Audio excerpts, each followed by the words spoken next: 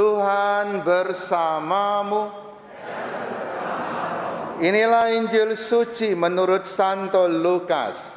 Dimuliakanlah Tuhan. Sekali peristiwa setelah Yesus menyampaikan beberapa nasihat, para rasul berkata kepadanya, "Tuhan, tambahkanlah iman kami."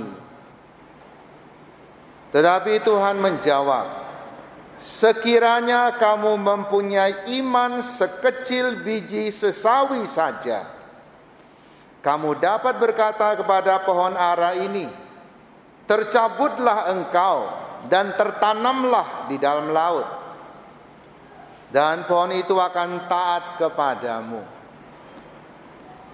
Siapa di antara kamu mempunyai seorang hamba yang membajak tanah atau menggembalakan ternak, waktu ia pulang dari ladang akan berkata kepada hamba itu, 'Mari segera makan'?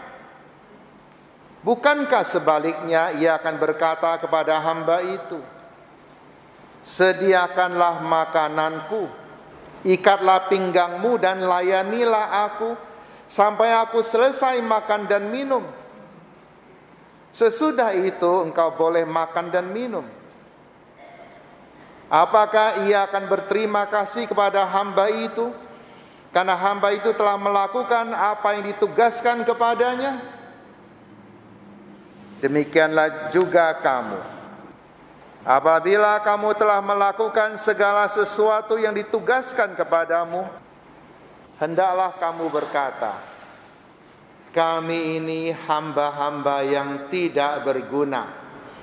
Kami hanya melakukan apa yang harus kami lakukan.'" Demikianlah sabda Tuhan. Semoga dengan pewartaan Injil suci ini dosa-dosa kita dihapuskan. Mari kita melihat orang muda kita dulu. Perhatikan mereka. Inilah masa depan kita. Suatu hari kelak mereka akan menjadi pemimpin di gereja ini, akan menjadi prodiakon, lektor, mazmur, dan sebagainya. Mungkin juga ketua lingkungan. Kita tidak pernah tahu. Tapi tentu saja kalau mereka ditugaskan di tempat yang lain, ya tidak bisa. Tapi saya yakin hati mereka tidak akan lepas dari gereja ini. Karena disinilah mereka dibesarkan. Di sinilah mereka menerima kasih sayang.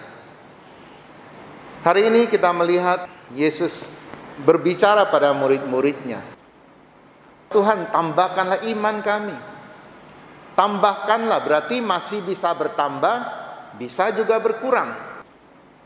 Jadi tidak ada yang bisa menjamin bahwa sekali dia beriman, seumur hidup dia beriman. Bisa saja karena beban hidup, bisa saja karena pukulan-pukulan yang tak tertahankan, iman kita bisa hilang. Tapi bisa juga karena kita dalam penderitaan pun masih bertahan, iman kita menjadi semakin tumbuh. Apa kata Yesus tentang penambahan iman? "Jika engkau mempunyai iman sekecil biji sesawi saja," biji sesawi itu sangat kecil, "maka engkau bisa memindahkan gunung." Artinya dari yang kecil ini ada potensi yang besar. Tidak bisa kita lalu ketemu sama orang, "Berapa besar imanmu?" "Besar." "Oke, coba pindahkan gunung." Kita juga harus realistis. Ini adalah perumpamaan. Gunung itu adalah satu beban hidup yang besar. Pekerjaan yang besar yang bisa kita pindahkan maksudnya. Kalau kita kaji kehidupan kita dari muda sampai sekarang ini, terutama Bapak Ibu yang sudah cukup berusia, yakinkah Anda bahwa semua hasil yang Anda capai, bahkan ketahanan Anda untuk menaklukkan berbagai macam cobaan hidup, itu adalah hasil usaha Anda sendiri? Kalau kita orang beriman, kita percaya bahwa karena Tuhan membantu kita dengan segala macam cara yang kadang-kadang di luar akal sehat, tapi kita memperoleh itu. Saya tidak katakan bahwa setiap orang akan mengalami mujizat-mujizat yang menghebohkan. Banyak juga orang yang sudah mengalami mujizat, tapi hidupnya biasa-biasa saja. Tidak nampak pertumbuhan di dalam dirinya. Dia juga tidak menjadi lebih sabar, atau lebih murah hati, atau lebih memperhatikan kehidupan imannya, atau memperhatikan orang lain. Tapi ada orang yang hidupnya biasa-biasa saja, tapi apa yang dia buat tidak biasa di hadapan Tuhan. Seperti Ibu Maria. Pada zaman Ibu Maria, siapa yang mengenal Ibu Maria selain keluarganya? Tidak ada yang mengenal. Dia hanya orang biasa saja yang punya kemauan untuk menjawab panggilan Tuhan. Tuhan memanggil semua orang dengan panggilannya masing-masing, dengan tugas dan tanggung jawabnya masing-masing. Apakah orang menanggapi itu? Ibu Maria meskipun masih muda, jadi dia waktu itu adalah OMK. Sekelas OMK, masih muda sekali. Tapi ia bisa mewujudkan sesuatu yang besar. Ia memindahkan gunung. Gunung apa? Gunung dosa. Karena perkataannya, aku ini hamba Tuhan, terjadilah padaku menurut perkataanmu. Maka Yesus menjadi manusia dan memberikan nyawanya bagi umat manusia, menebus dosa, menggeserkan gunung dosa. Itulah Ibu Maria. Maka ketika orang-orang datang pada Yesus suatu hari, menunjukkan pada Yesus, itu loh, ibumu dan saudara-saudaramu sedang mencari engkau. Mereka ingin berbicara dengan engkau. Apa kata Yesus? Siapa ibuku? Siapa saudariku? Mungkin banyak orang mulai bereaksi. Waduh, anak ini bagaimana ini? Masa tanya siapa ibunya? Masa dia tidak tahu ibunya? Yesus bukan tidak tahu ibunya. Dia mau menghilangkan perasaan bahwa asal saya ada hubungan darah, maka saya pasti sama dengan Yesus. Siapapun bisa sama dengan Yesus. Kata Yesus, kalau dia mendengarkan sabda Allah dan melakukannya dengan tekun, dialah ibu Yesus, dialah saudara-saudari Yesus. Satu hal yang sulit kita pahami. Tetapi inilah yang terjadi. Dan Yesus memberikan satu perumpamaan pada hari ini, yaitu orang yang mempunyai ladang. Dia pulang dari ladangnya, hamba-hambanya sedang menanti di rumah. Mungkinkah, kata Yesus, tuan yang punya ladang ini berkata kepada hamba-hambanya, makanlah, minumlah? Kan tidak. Tuannya akan meminta pada hambanya, cepat siapkan makanan dan minuman untuk saya. Setelah dia makan, perlukah dia bilang terima kasih? Tidak perlu. Karena tugas hamba-hambanya adalah itu. Perlukah Tuhan berterima kasih pada kita? Tidak perlu. Kita yang harus berterima kasih kepada Tuhan. Dan tidak ada habis-habisnya. Karena ia terus memperhatikan kita meskipun kadang-kadang kita ini bersikap tidak pantas sebagai anaknya. Ia tetap memperhatikan kita. Bulan ini adalah bulan Rosario. Saya mau mengutip beberapa kalimat atau kata-kata dari orang-orang terkenal tentang Rosario. Kita simak bersama-sama. Pertama, tidak akan pernah tersesat seorang yang mendoakan Rosario setiap hari. Ini kata-kata ini diucapkan oleh Santo Louis de Montfort. Tidak akan tersesat, tidak akan kemana-mana maksudnya. Lalu, berikan padaku pasukan yang berdoa Rosario, dan akan kutaklukkan dunia. Ini kata-kata dari Paus Pius yang ke-9. Pasukan yang berdoa Rosario, dan akan menaklukkan dunia. Apa sih yang mau ditaklukkan? Apakah seperti Rusia sedang menaklukkan Ukraina, sehingga menimbulkan banyak kekacauan, banyak perlawanan, dan keadaan tidak semakin baik? penaklukan yang sia-sia.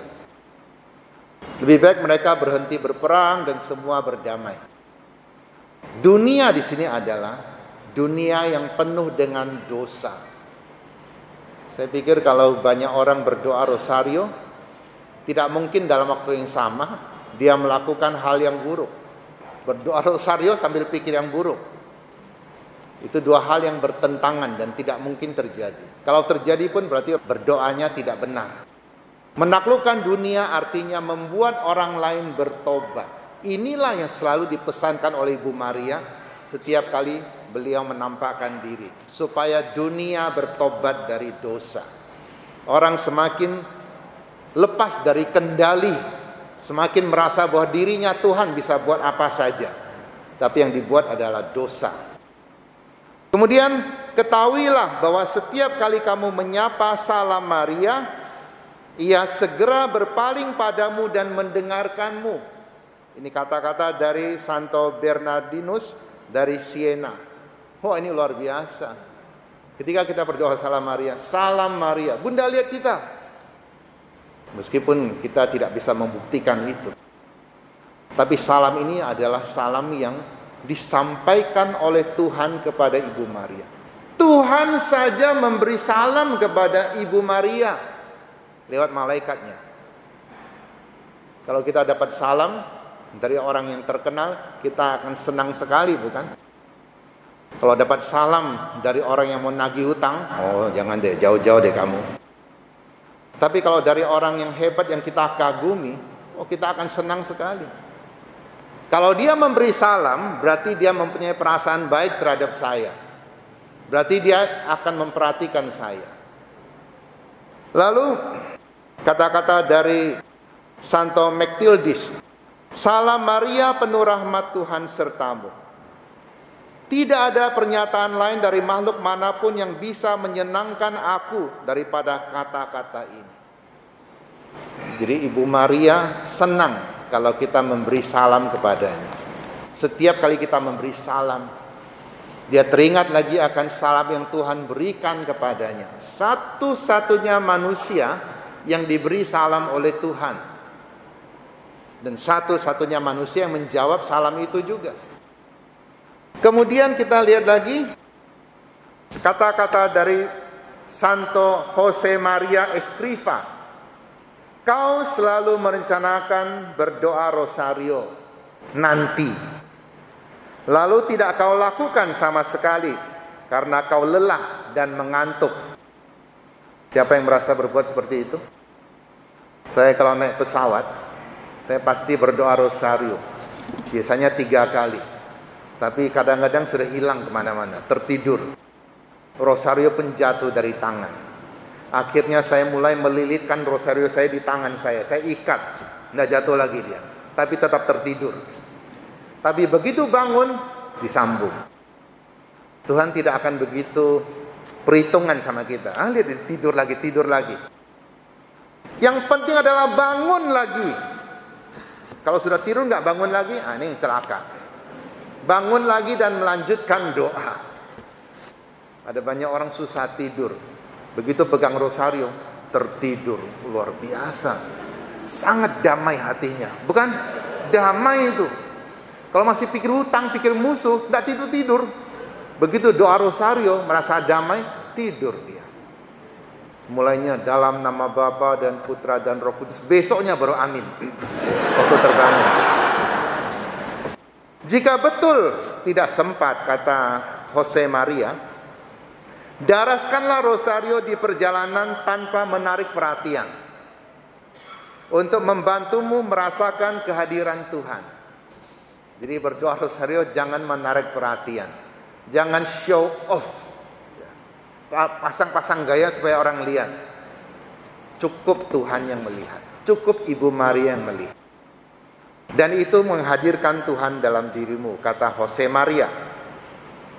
Lalu kata Padre Pio, cintai Maria dan doakanlah rosario yang adalah senjata untuk melawan segala kejahatan di dunia. Rahmat Tuhan akan diberikan lewat Bunda, terberkatinya. Jadi sekali lagi melawan kejahatan, melawan dunia.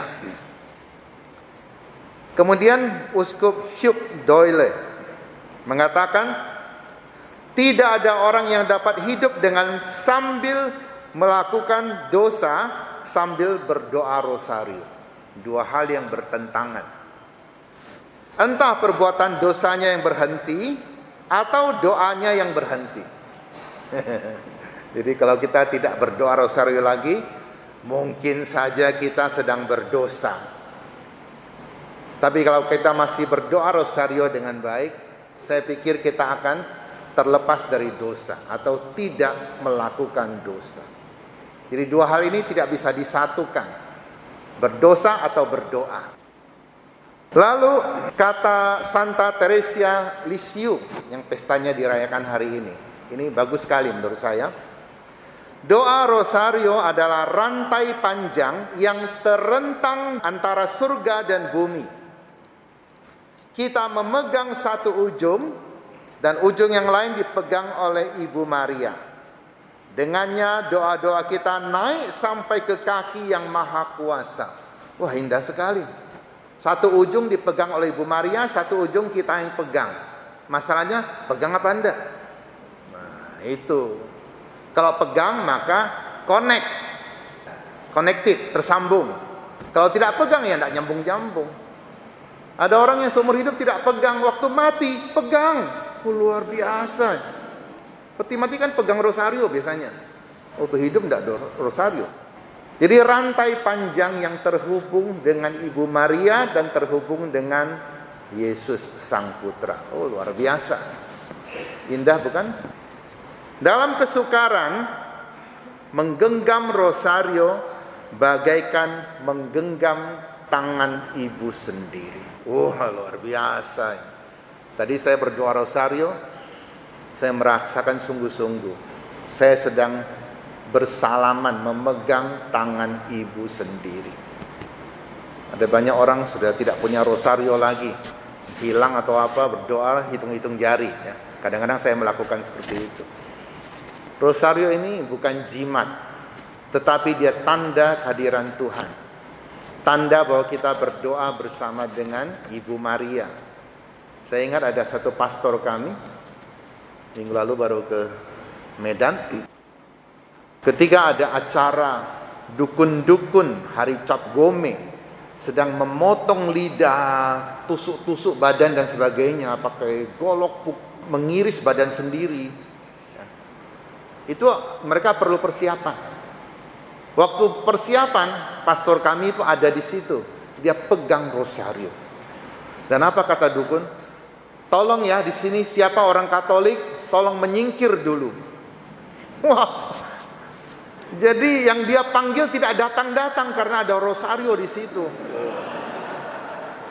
Pastor ini sebenarnya dia pingin lama-lama di situ. Lihat saja dia mau buat apa nanti. Tapi ya sudahlah. Dia geser, dia pergi. Jadi itu. Ini bukan karangan saya, ini pastornya ada. Kalau Anda mau tahu, di Jakarta orang. Lalu doa rosario adalah cambuk bagi setan. Kita lihat di mana ada Ibu Maria, di situ tidak ada setan. Karena setan sungguh-sungguh dipermalukan oleh Ibu Maria. Mengapa setan dipermalukan? Setan itu adalah malaikat. Malaikat yang memberontak terhadap Tuhan. Tapi Tuhan lebih mencintai Maria daripada setan. Setan sangat tersinggung. Sejak itu dia baper sampai hari ini. Tidak ada juru selamat malaikat, tidak ada. Malaikat sekali berdosa tetap berdosa. Tapi ada juru selamat manusia. Manusia berdosa dan dia bisa diampuni oleh Tuhan. Selalu terbuka pintu pengampunan. Di rumah duka kalau keluarga memberikan sambutan sering mengatakan, jika saudara kami pernah berbuat salah kepada siapapun juga, tolong dibukakan pintu maaf. Banyak jiwa yang seharusnya tidak pantas telah berada di surga berkat doa rosario. Ini kata-kata dari Santo Thomas Aquinas, seorang teolog besar gereja Katolik. Thomas Aquinas atau Thomas Aquino. Banyak jiwa yang tidak pantas masuk surga, tapi karena seumur hidup dia berdoa rosario, ia berada di surga. Kata-kata terakhir dalam doa Salam Maria apa? Doakanlah kami orang yang berdosa ini sekarang dan waktu kami mati. Amin. Didoakan waktu ulang tahun bagus. Didoakan waktu sukses bagus. Didoakan waktu susah bagus. Paling bagus didoakan waktu kita meninggal dunia. Siapa yang berdoa? Kita minta siapa yang berdoa? Minta Ibu Maria, ibunya Yesus yang berdoa. Kemudian doa rosario bukan hanya pengulangan doa saja, tetapi adalah perenungan akan rahmat Tuhan. Menurut Santo Yohanes Paulus II, bukan sekedar mengulang. Kadang-kadang orang berdoa itu merasa bosan sekali, lalu ngantuk dan tertidur. Tetapi ada peristiwanya, bukan? Ada 4 peristiwa penting. Dan pada saat kita berdoa 10 kali Salam Maria itu, kita merenungi peristiwa itu. Tapi kadang-kadang kan tidak direnungi, karena itu ngantuk. Mengulangi perenungan akan rahmat Tuhan. Yang terakhir, menurut Pastor Gabriel Amort, mereka yang berlari kepada Maria dan mendaraskan rosario, setan tidak dapat menyentuhnya. Jadi sekali lagi, Bunda Maria adalah musuh terbesar setan. Bahkan dalam kitab Kejadian katakan bahwa setan akan diinjak oleh wanita. Siapa wanita itu? Ibu Maria. Tentu bukan sembarang wanita. Semoga kita semakin mencintai doa rosario dan Tuhan akan suka. Tuhan akan melihat semua itu dan dia tahu itulah anak Maria adalah anak Tuhan.